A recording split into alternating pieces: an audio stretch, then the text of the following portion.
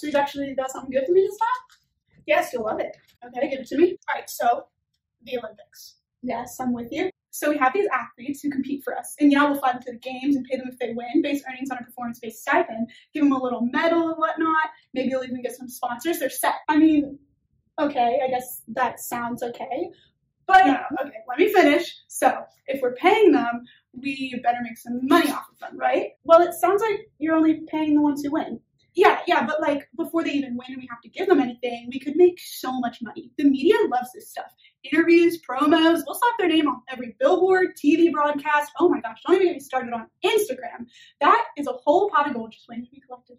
Okay, yes, you're not wrong, but wouldn't this like put a lot of pressure on our athletes? Don't we want them to perform their best? You know, they're representing the United States. Well, yeah, of course we want them doing their best, but the pressure will make them work even harder. Plus, them being all over social media will make them role models for our American audience, and who wants to disappoint their fans, right? If anything, it'll make them do better. Athletes show this little conviction to be unbeatable anyway, so like they'll be fine. I see where you're coming from, but yeah, so wait, no, bring it back for a second. Where exactly are we getting these athletes? Well, I mean, they're out there, aren't they? Well, are we like gonna train them or help them get ready to compete at all? Why would we do that? That's not really our problem. Well, there's plenty of jobs out there for them to get and support themselves with. They'll be fine. So they're supposed to just work some waitressing job in between the 5 to 6 hours they spend a day training. Yeah. Anyway, where was I? Oh, yeah. So these athletes go and compete, and we make lots of money. Then we send them home and make more money off of them because, you know, more interviews, sponsors. They'll make some money too, but like, of course, we'll get most of it. What happens to the ones who don't win? Or the ones who do, like after all the press stuff? Well, I don't really know, but I also don't really care because, I mean, maybe they'll do it again in 4 years, or maybe we'll have new, younger ones.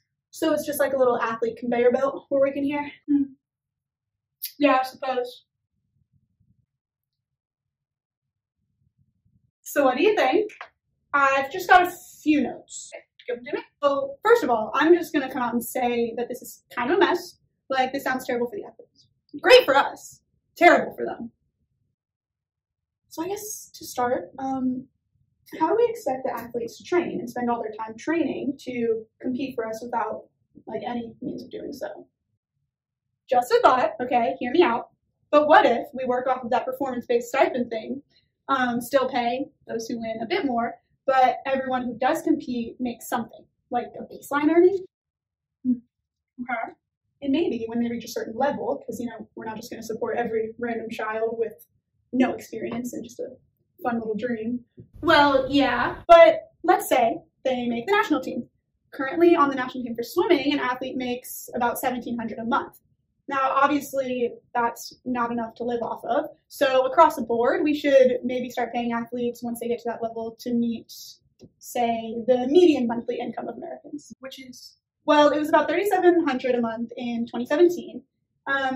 We could even just work to meet the lower end of median income in service workers, which is still at least $2,300 a month. Because I just feel like training 30 to 36 hours per week equates to that of a full-time job.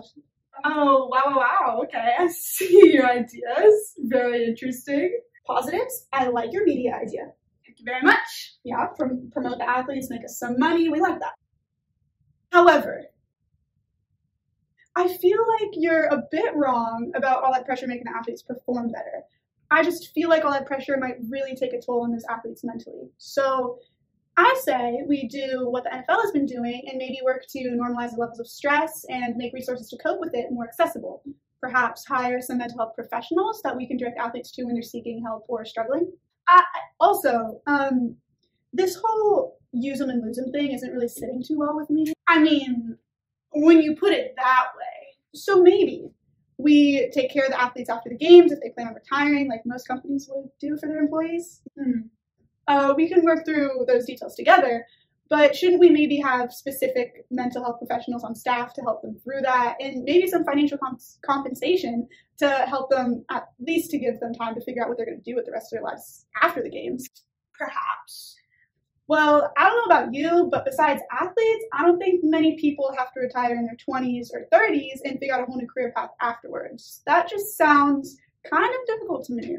Plus, I read this study and it was talking about how after retirement, life satisfaction is like really hard for people to find post-retirement anyway.